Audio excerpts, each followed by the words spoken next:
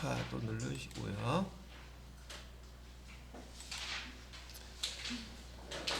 자, 보시게 되면 지금 여기 비유동부채는 대표적인 계정이요. 사채, 장기차입금, 퇴직급여 충당부채 이런 것들이 있는데 교재에 나와 있는 것처럼 제가 사채부터 한번 설명해 드릴게요. 사채라는 것은 회사에서 지금 운영자금이 좀 부족해서 이런저런 이유로 돈을 빌리고 싶을 때 쓰는 방법 중에 하나예요. 운영자금을 갖다가 회사에서 조달하는 방법 크게 세 가지를 갖다 얘기한다면 우리가 배웠던 부채 계정에서 첫 번째 아까 얘기했던 단기 차입금이나 장기 차입금도 회사에서 돈이 모자라서 부족해서 필요해서 돈을 금융기관으로부터 받는 거죠. 두 번째 계정이 사채예요. 사채는 제가 회사채의 줄임말이라고 했었죠. 회사에서 그냥 종이 쪼가리 이런 거를 발행하고서 돈을 빌리는 거예요. 그럼 일정한 또 이자를 내야 되겠죠. 그걸 사채 돈을 조달하는 방법. 세 번째는 내일 배우게 될 자본 계정에서 주식을 발행하면 돼요. 우리 회사는 좀 주식회사니까 주식을 발행하게 되면 누군가가 청약 돈을 사겠다고 하는 사람들이 있으면 그걸로 자본을 운영자금을 조달할 수 있어요. 크게 운영자금을 조달하는 방법 세 가지가 있더라. 이것도 시험 문제는 아니에요. 운영자금 조달하는 방법은 첫 번째 차입금 돈을 빌리는 행위죠. 금융기관에서. 두 번째로는 사채를 발행해요. 사채 발행하는 방법이 있고 세 번째는 주식 발행하는 방법 보통 이렇게 많이 사용을 하고 있더란 얘기죠. 자, 그 중에서 지금 배워야 될 것은 사채에 대한 걸 배우게 되는데 사채를 발행할 때 지금 우리는 이 사채를 발행할 때는요, 우선 얘가 발행하는 방법에 따라서 발행 종류가 세 가지가 있어요. 하나는 우선 간단하게 액면 발행부터 할까? 아니지. 할증 발행부터 하자. 할증 발행부터 써놓을게요. 그 다음에 액면 발행, 그 다음에 할인 발행, 이 세 가지 종류가 있어요. 그러면 이걸 발행할 때 뭘 할증 발행이라고 하고 뭘 액면 발행이라고 하고 뭘 할인 발행이라고 하느냐, 우선 금액 갖고 구분하는 방법이 있어요. 금액, 발행하는 금액으로. 또 하나는 이자율로 구분하는 방법 두 가지가 있는데, 우선 금액으로 비교하는 방법은 액면가액하고 발행가액하고 비교하는 거예요. 액면가액하고 발행가액.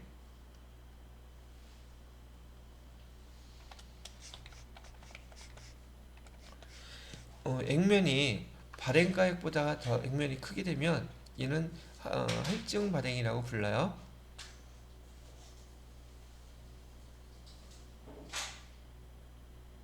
틀렸다. 반대다.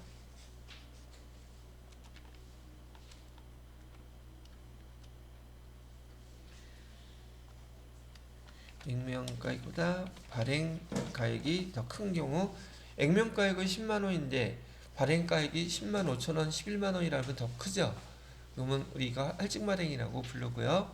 그 다음에 액면 발행은 액면 가액하고 그다음에 발행 가액이 같은 걸 말하는 거고요. 그 다음에 할인 발행이라는 것은 액면 가액하고 그 다음에 발행 가격이 더 낮은 거, 이런 걸 갖다가 우리는 할인 발행이라고 부른답니다.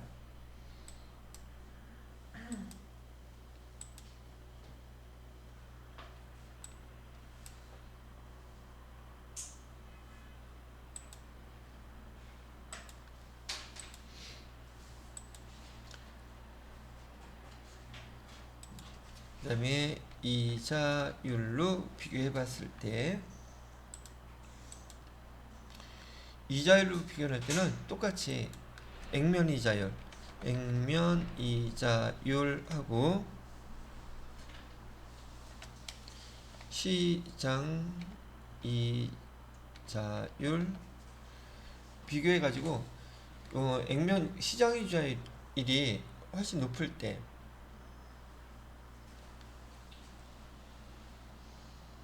아니지 이것도 반대네.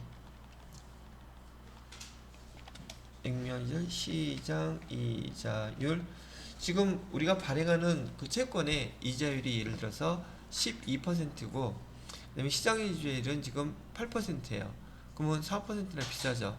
요즘 그런 거 있으면 잽싸게 가입해야죠. 은행 이자율 요즘 얼마예요? 1, 2%밖에 안 되죠. 그거 1%대인데 근데 시장 이자율이라는 것은 우리 그냥 정기예금 이자율 이해하기 편하게 그렇게 생각하시면 돼요. 근데 여기 채권 발행하는 이자율이 훨씬 높아. 그러면 그걸 뭐라고 부른다? 할증 발행이라고 부르고 그다음에 여기 액면 이자율하고 시장 이자율하고 같으면 액면 발행이라고 부르고요. 그다음에 액면 이자율하고 시장 이자율이 더 높으면은 이거를 갖다가 할인 발행이라고 불러요. 명칭 구분하는 것 두 가지를 다 써드렸는데 지금 여러분들한테는 거기 교재에서는 이자율로 구분하는 것만 나와 있죠. 두 가지 다 기억해 주시면 되겠어요. 자, 그러면 사채를 갖다가 어떻게 발행하느냐 하면은 보통 사채는 기간이 회사에서 발행하는 회사채 3년 만기가 보편적이에요.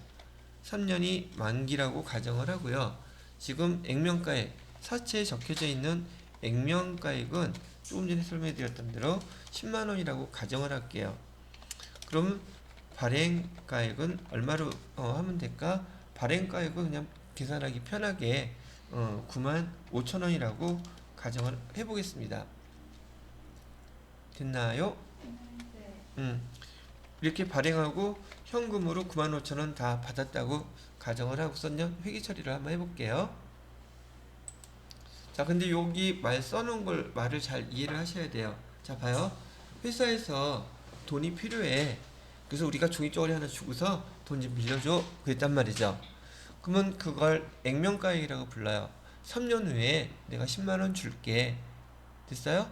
대신 현금 지금 얼마 달라는 얘기예요? 9만 5천 원만 줘.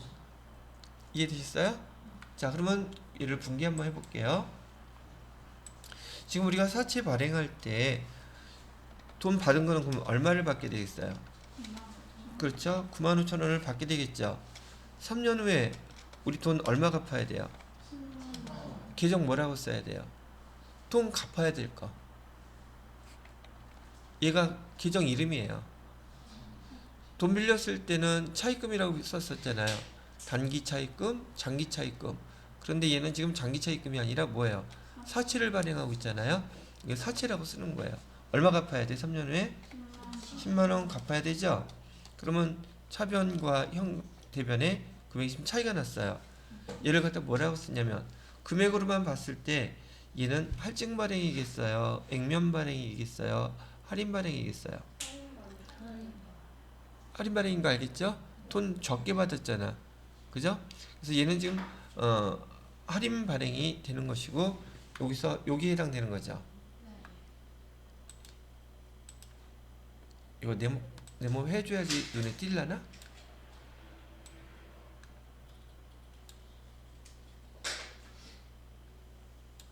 됐죠? 그래서 여기 차이나는 금액을 우리 뭐라고 쓰냐면은 지금 사채를 갖다가 할인 발행한 거잖아요. 그래서 사채 할인 발행. 그럼 여기까지는 금방 이해돼요? 네. 사채를 할인 발행했어요.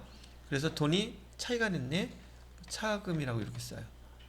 사채를 할인 발행해서 발행한 금액과 내가 받은 금액이 차이가 났다 그래서 사채 할인 발행 차금 이렇게 쓰시면 돼요. 그러면 만약에 돈을 더 많이 받았으면 그러면 대변의 차이가 났을 테니까 사채 할증 발행 차금 이렇게 쓰면 되겠죠. 처음 보는 용어니까 어렵지만 제가 설명해 드릴 때 그 용어도 쉽게 기억하실 수 있도록 설명해 주니까 안 까먹을 수 있겠죠. 금액은 얼마가 차이 났다? 5,000원 이렇게 쓰면 돼요. 회계 1급에서는 요 정도까지만 좀 시험 문제가 좀 나온다는 얘기예요. 자, 그다음에 두 개 합쳐서 이렇게 됐는데 여기 만약에 현금이 10만 5천 원을 받았어요. 액면가액보다 금액이 크죠. 그러면은 차변에 5천 원이 차이가 나겠죠. 그때는 뭐라고 쓰면 돼요? 사채 할증 발행, 사채를 할증 발행하고 돈 차이가 났다 그래서 사채 할증 발행 차금이라고 불러요. 이해되셨어요? 회계 1급에서는 요 회계 처리까지는 반드시 할 줄 아셔야지 돼요. 그래야지 세무 2급에서 이 사채 할인 발행 차금에 대한 상각이라는 걸 배우게 될 텐데 그때 그걸 이해할 수 있을 테니까 요 정도까지는 하실 줄 알아야 된다고 얘기하는 거예요. 자, 아니면 용어 하나 더 설명해 줄게요. 아, 한번 그냥 넘어가는 법이 없어. 꼭 뭐 하나 더 설명해 줄게요. 여기 지금 우리가 사채를 발행한 금액 5,000원 있잖아요. 얘를 갖다가 우리는 사채를 발행한 장부가액이라고 부를 거예요. 사채를 발행한 장부가액이라고도 부를 것이고요. 또 다른 말로 얘를 발행가액이라고도 부를 거예요. 여기서 얘기했던 발행가액이 바로 얘를 의미하는 거예요. 이해되셨어요? 그러면 시험 문제에서 이제 이론으로 시험 문제를 물어볼 때는 이렇게 물어본단 말이죠. 여기 사채를 할인 발행할 경우에 사채 할인 발행 이 95,000원은 어떻게 결정하는 거예요? 그걸 물어본단 말이죠. 이 금액은 지금 95,000원이라고 누가 얘기했어요? 제가 얘기했잖아. 그럼 뭘 믿고 95,000원이라고 그래요? 이렇게 발행되는 금액이 결정되는 방법이 있지 않겠어요?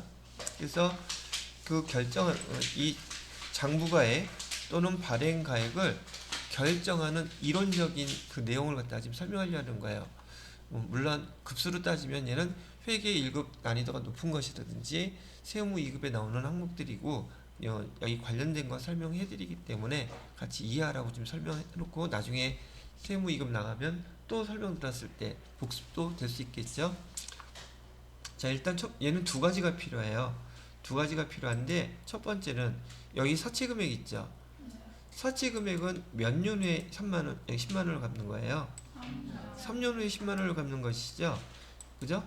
그러면 여기 사채 발행가액, 장부가액을 특히나 사채 발행가액을 정할 때는 기본적으로 이 사채가 3년 후에 10만 원이라고 한다면 여기 사채 발행이 3년 후 10만 원인 이 사채 그 가액을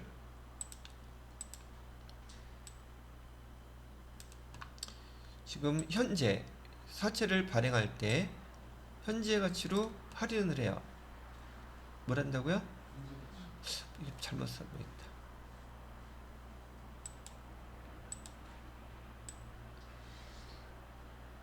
3년 후에 10만 원이라고 얘기한다면 현재는 이 10만 원 현재 가치는 10만 원보다 비쌀까 쌀까?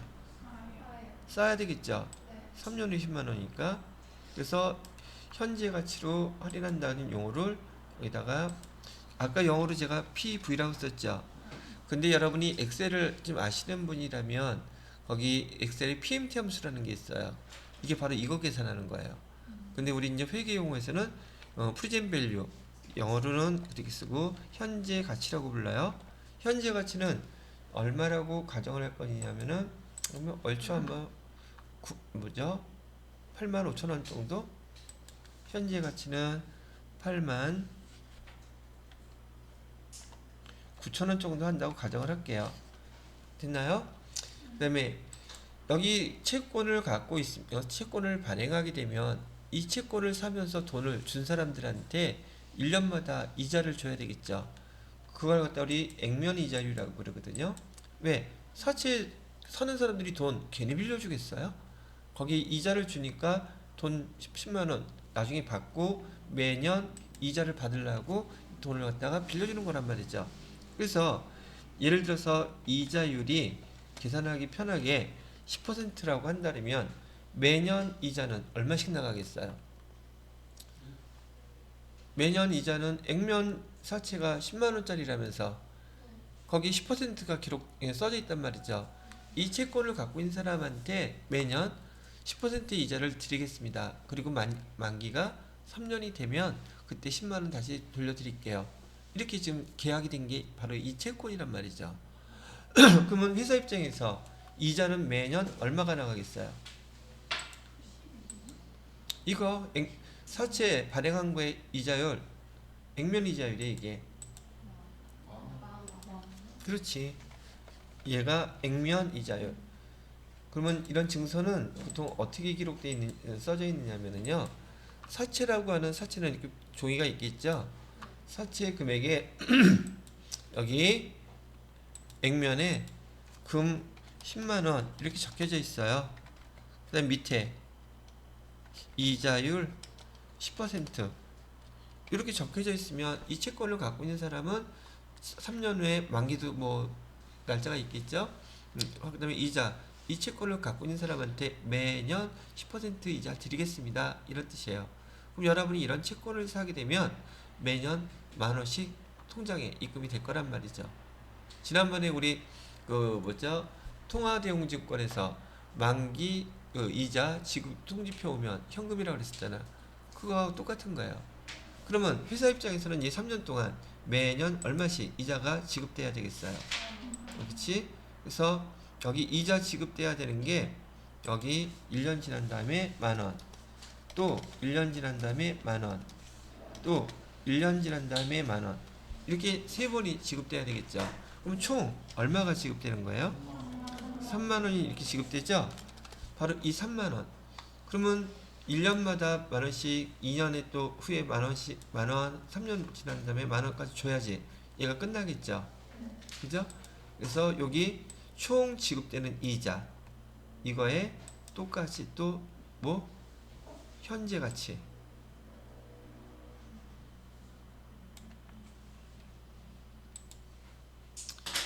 이거는 그냥 이론만 이해하시면 돼요. PV 현재 가치를 또 이렇게 좀 더한단 말이죠.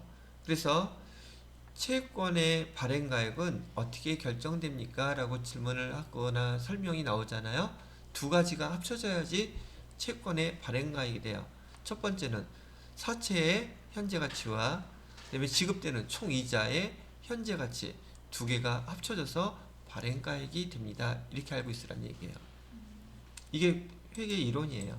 아니 물론 실무 계산할 때도 실제로 그렇게 계산되고요. 다시 한번 사채의 발행가액은 어떻게 결정돼요? 사채의 현재 가치 더하기 2번 뭐?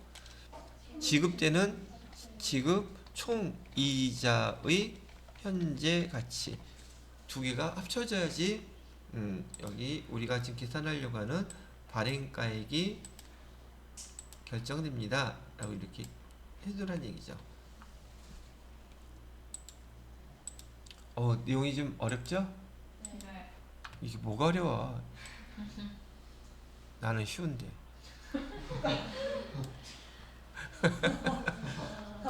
그럼 그렇게 질문해야지. 선생님 처음 배울 때도 어려웠어요? 당연히 어려웠지. 이해가 잘 안 되지. 또 골싸매고서 몇 번 문제 풀고 하다 보니까. 근데 이렇게 물어보는 거는 세무 2급 정도의 시험 문제이기도 하고요. 여러분들이 회계 관련 모든 자격 시험에 이론의 급수가 높아지면 반드시 나오는 문제예요.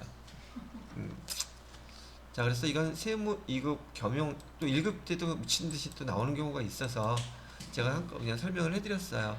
그래서 다시 한번 사채의 발행가액은 어떻게 결정된다고요?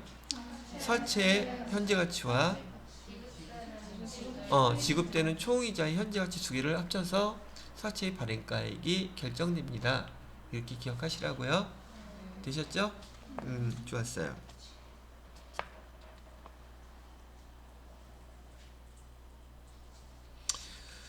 자, 되셨으면은 거기 83페이지 보시게 되면 두 번째 장기 차입금이라고 되어 있죠. 장기 차입금은 아까 단기 차입금하고 비교해서 설명해 드렸죠. 우리가 돈을 빌렸는데 1년 이후에 넘어가는 이후에 갚을 때 장기차입금이라고 써요. 근데 장기차입금 그러면 계정 연결시켜서 같이 하나 기억되는 그 계정이 또 있어야 돼요. 뭐? 유동성 장기부채. 아까 써놨었죠? 이거 같이 연결된 거예요. 유동성 장기부채는 아까 유동부채 때 설명해 드렸지만 여기 장기부채인 장기차입금하고 얘가 내년에 날짜는 언제 기준이라 빌린 날짜 아니에요. 결산일을 기준으로 해서 1년 이내 결산일에다가 동그라미 쳐놔야 돼요. 1년 이내에 갚아야 될 그런 장기 차입금이라면 이 유동성 장기부채라고 규정을 바꿔주셔야 대체해야 된다는 거, 바꿔주셔야 한다는 거 잊어버리면 안 되겠다는 얘기를 하는 거죠.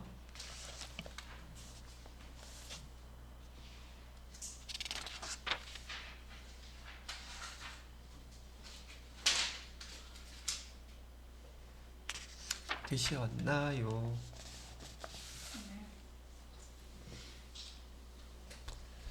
자, 그러면 장기차입금도 간단하게 설명을 해드렸고, 또 혹시 또 높아심에 써드려야지.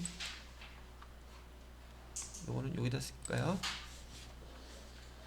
장기차입금은 비유동부채인데 얘가 결산일 기준으로 내년에 갚아야 될 차입금이라면 반드시 뭘로 대체해준다? 유동성 장기 부채로 계정을 대체해 주셔야 된다고 메모해놨어요. 복습하시다가 보시면 되겠고요. 됐습니까? 자, 그러면 마지막 파트는 뭘 설명해 드릴 거냐면 퇴직금 설명해 드릴게요.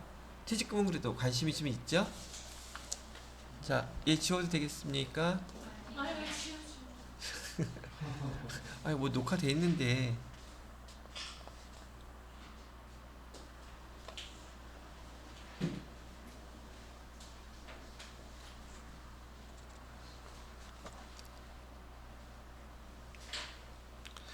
그래도 여러분들한테 한 20분은 시간 드릴 수 있을 것 같다. 지금 계정 퇴직급여 충당부채 하나 남았거든요.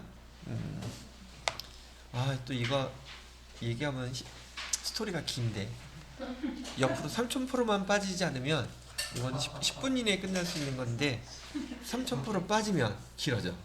그래서 얘는 목적상 녹화부터 해놓고 필요한 거 그 나머지 얘기는 좀 이따가 요거 끄고 나서 해드릴게요. 자, 일단 요거 지우겠습니다. 여러분 설명만 듣다 보면 정신없이 시간 가죠 지금. 그러니 저한테 수업을 갖다가 5개월 받았던 사람조차도 5개월 넘게 5.5개월이 어떻게 하는지 모른다잖아. 근데 거기 급수가 높아지고 과정이 길면 길수록 자격증 취득하는 게 많아서 그 사람들은 더 바빠, 더 정신이 없고 계속 시험이니까. 여러분 그 정도는 아니잖아요. 다음번에 만나면 그렇게 해드릴게요.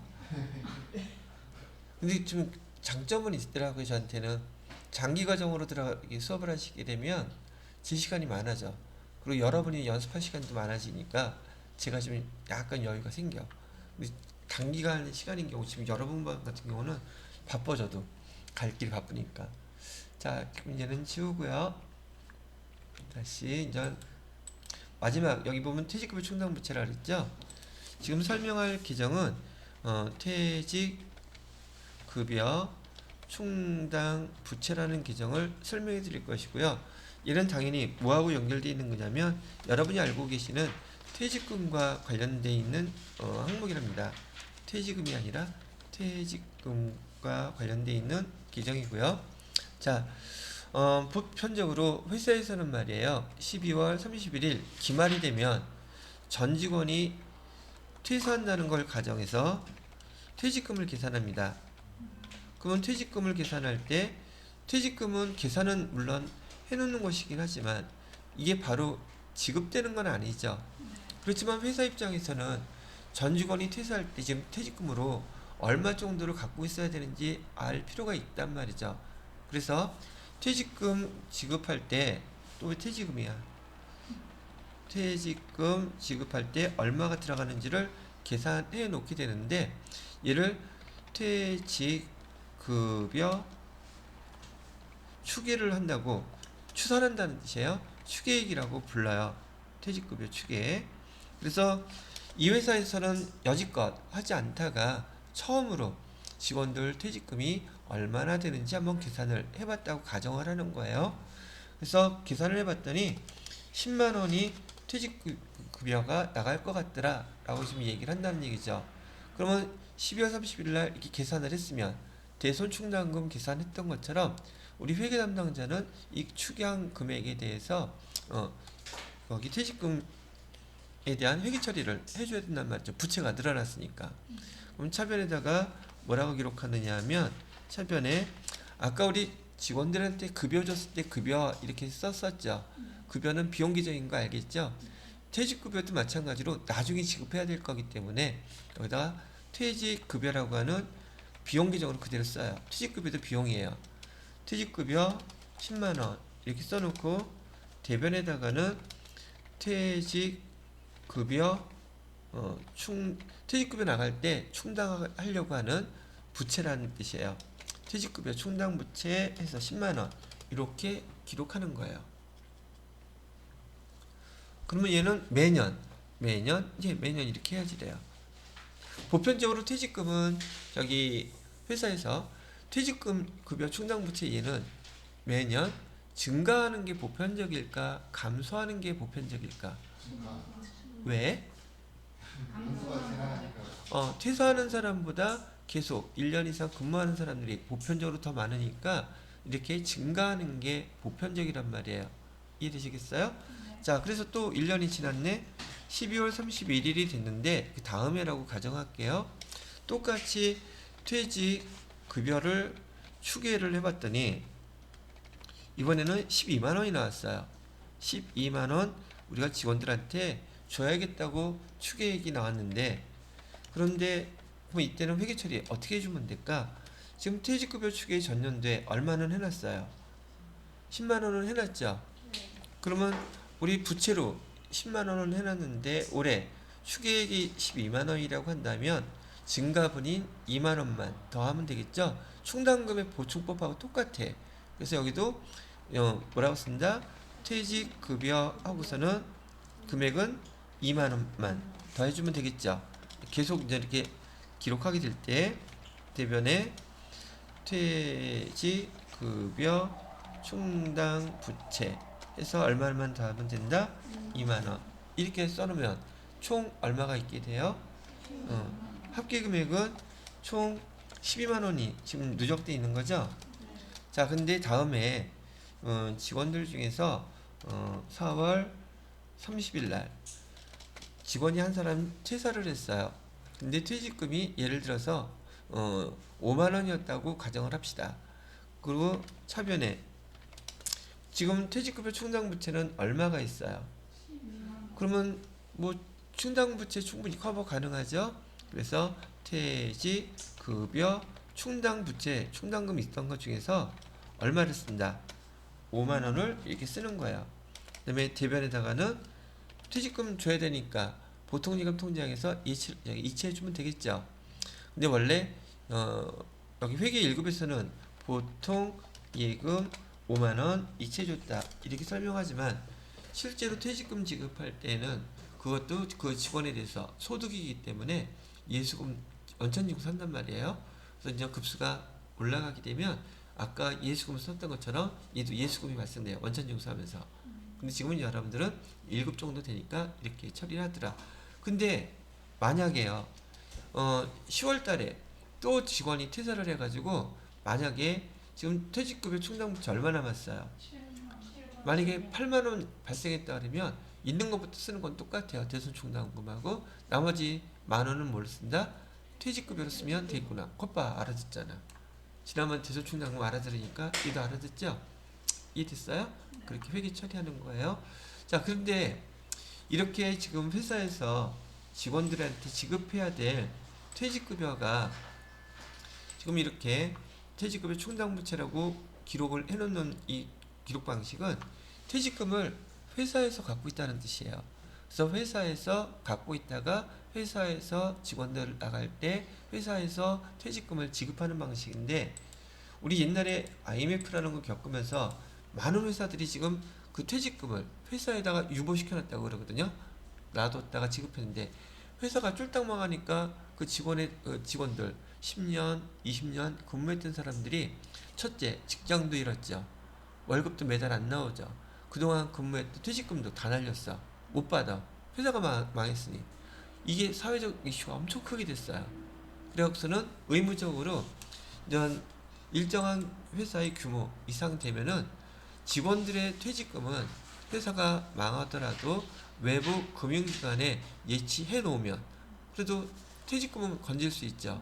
그래서 그게 의무화됐어요. 그래갖고 이제는 여기 퇴직연금이라고 해가지고 퇴직연금이라고 해가지고 외부 금융기관에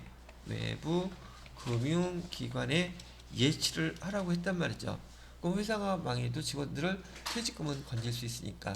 그래서 이 퇴직연금 여기 제도를 이제 본격화하게 됐는데, 의무화하게 됐는데, 이 퇴직연금 운영제도 이름이 두 가지인데요. 확정 급여형이라고 부르는 퇴직연금 제도가 있고요. 또 하나는 그래요? 확정기여형이라고 해서 DC형이라는 거 두 가지가 있답니다. 참고로 영어는 몰라도 되는데 그래도 써놓을게요. 확정급여형은 Defined Benefit Plan이라고 미국에서 쓰던 거 그대로 갖다 쓴 거예요. 그래서 여기에 이니셜인 DB라고 이렇게 써서 쓰는 거고요. DC는 Defined Contribution Plan이라고 해서 DC라고 부르는 거예요. 이거 성격을 영어를 갖다 명칭을 갖다가 우리말로 바꿔서 쓴 거야 이게. 그 해석을 그대로. 그래서 확정급여형, 확정기여형 두 가지가 있는데 여기서 외부 금융기관에다가 예치한다 그랬었잖아요. 그럼 회사에서는 외부 금융기관에다가 직원들의 퇴직금을 예치를 해야 되겠죠. 그러면 예치할 때 회계 처리를 어떻게 하느냐 말이죠. 그래서 확정급여인 경우에는 차변에다가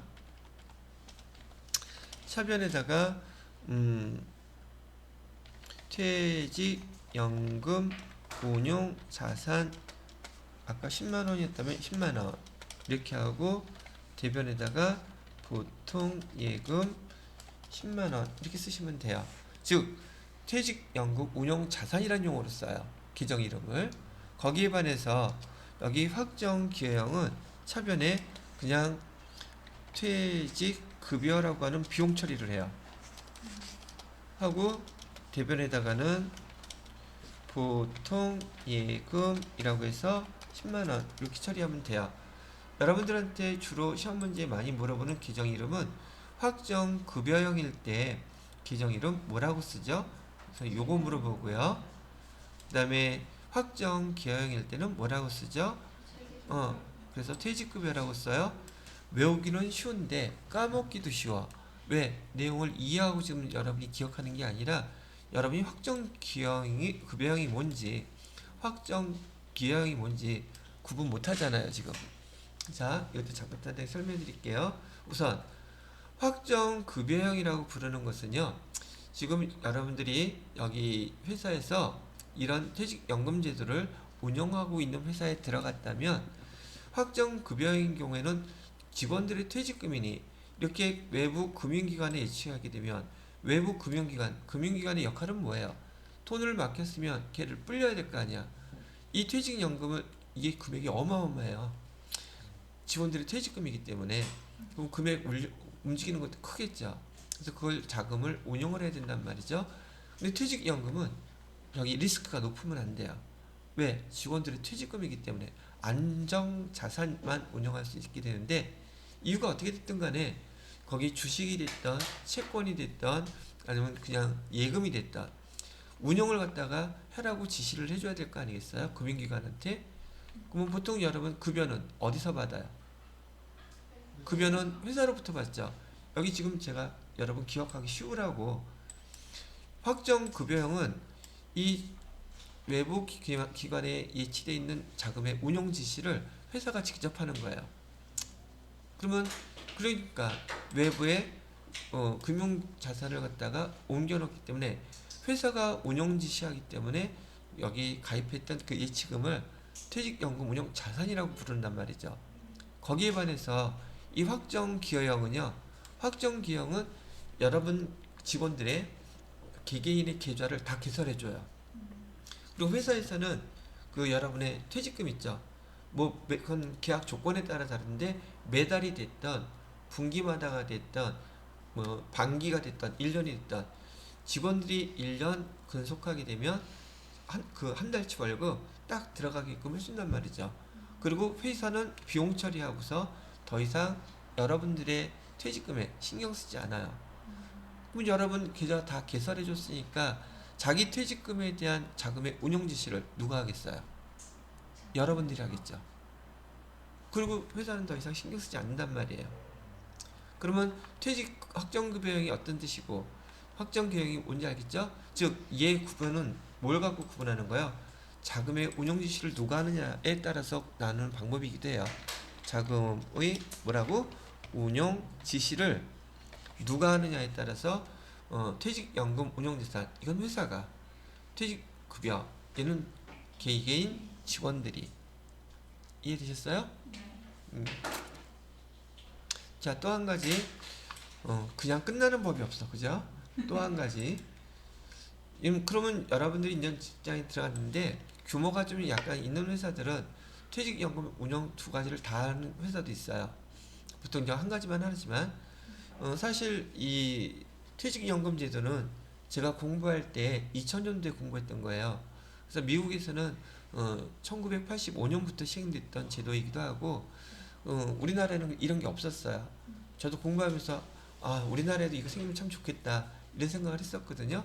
근데 IMF 거치고 나서 우리나라에서 시행된 시기는 2005년도에 시행이 됐어요.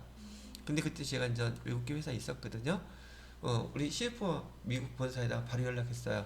한국에서도 이거 시행되니까 우리 직원들 거 다 이걸로 전환시키겠다니까 바로 오케이 그러더라고요. 그러면 제가 삼성보다 더 먼저 이거 시행을 했어요. 그럴 수밖에. 나는 알고 있었으니까. 그리고 그걸 운영할 수 있는 위치에 돼 있었기 때문에 직원들과 싹 정산해갖고 싹 다 옮겨줬죠. 그럼 직원들은 마음 편하겠죠. 어떤 걸로 했을까? 확정 기여형으로 했는데 회사 입장에서는 확정 기여형으로 해주는 게 유리하고요. 직원들 입장에서는 확정 급여형이 유리해요. 왜 그러냐면 이건 퇴직금 계산하는 방식 때문에 그래요. 예를 들어서 확정 기여형은 지금 현재 내가 있는 위치에서의 연봉에서의 한 달치 월급이에요. 그럼 신입 때 한 달치 월급, 그 다음 대리 때 한 달치 월급, 그다음에 과장 때 한 달치 월급 이렇게 계속 누적되는 거고, 확정 급여형은 내가 만약에 장기 근속해서 10년 근무했더니 그 사원부터 과장, 부장까지 됐을 때 그 부장 연봉에 세 달치 월급 전거 평균 내서 거기 근속연수를 곱해요. 그러면 퇴직금이 어떤 게 더 크겠어요? 그죠? 장기 근속할 거면 얘가 훨씬 더 유리한 거라는 게 알겠죠? 그래서 우리나라 기업들은 대부분 확정 급여형을 갖다 많이 채택해주고 있어요. 그게 더 베니핏이 크고 우리가 알고 있는 퇴직금의 기본 계산 방식하고 똑같기 때문에. 오케이? 근데 외국계 회사들은 다 확정 기여형으로 하는 회사들이 많아요. 왜? 그때그때 빨리 비용 처리하고 더 신경 쓰지 않으려고 하기 때문에. 그러면 여기 확정 급여형이다, 확정 기여형이다, 퇴직연금 운용자산이다, 퇴직급여다 구분하실 수 있겠죠? 이것도 아는 사람이나 이렇게 설명하지. 근데 그거 본인이 선택할 수가 있어요? 예, 회사에 따라서는 어떤 거라도 선택하라고 그러는데 규모가 크지 않은 회사들은요, 예를 들어서 우리 회사는 다 확정 급여형으로 가입해놨어, 또는 다 확정 기여형으로 가입해놨어. 회사 입장에서는 그날 비용 처리하는 게 속 시원하기 때문에 대부분 확정 기여형에 가입해 있는 회사들도 많이 있더란 얘기죠. 대부분이에요. 그때 당시 이제 처음 2000년대 시행될 때 지금 우리나라의 100대 기업 아니면 10대 그룹부터 적용을 했었어요. 연차적으로 워낙에 금액 큰 돈이 외부로 빠져나가야 되기 때문에 준비할 시간을 준 거예요. 그래서 예를 들어서 뭐 30대 그룹, 50대 그룹, 그 다음에는 100대 그룹, 그 다음에는 500대 그룹, 그 다음에는 1000대 뭐 저기 상시 종업원 1000명 이상인 곳, 그 다음에 이렇게 지금은 80% 이상, 85% 정도 거의 모든 기업들이 직원들의 퇴직금 관련돼서 외부 금융기관에다 예치를 하고 있어요. 저 때는 아주 난리였었습니다. 이거 서로 유치하려고. 지금은 이제 거의 다 그렇게 돼 있다고 얘기를 하는 거죠. 하다못해 여기도 이거 돼 있어요. 되게 앞서 나가는 곳이에요, 여기가. 자, 다른 학원들은 이거 띄어먹지 못해서 안달인 데 많거든요.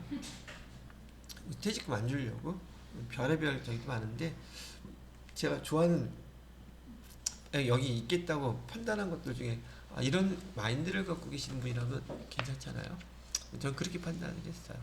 여기까지가 여러분들이 교재에 써져 있는 퇴직급여 충당부채와 퇴직연금, 그 다음에 다음 페이지에 보시게 되면 퇴직연금 제도에 대한 거 쭉 설명이 나와 있죠. 마지막에 있는 기타 비유동부채, 거기 이연법인세 부채라는 게 있는데, 이연이라는 단어는 올해 거, 내년 거 구분한다는데 뭐에 대해서? 법인세에 대해서. 여러분들은 모르셔도 돼요. 여러분 해당 법이 아직 없어요. 그래서 이런 거 신경 쓰지 마시고요. 일단은 그렇게만 구분을 해두시면, 장기 매입 채무도 아까 장기 매출 채권하고 똑같은 개념이겠죠. 그렇게 구분을 하시면 되겠습니다. 그래서 이제 우리가 재무상태표 개정에서 자산 개정하고 부채 개정은 마무리가 되었고, 우리 다음 시간에 자본 개정으로 설명을 해드리도록 하겠습니다. 자, 요거 지울 거예요.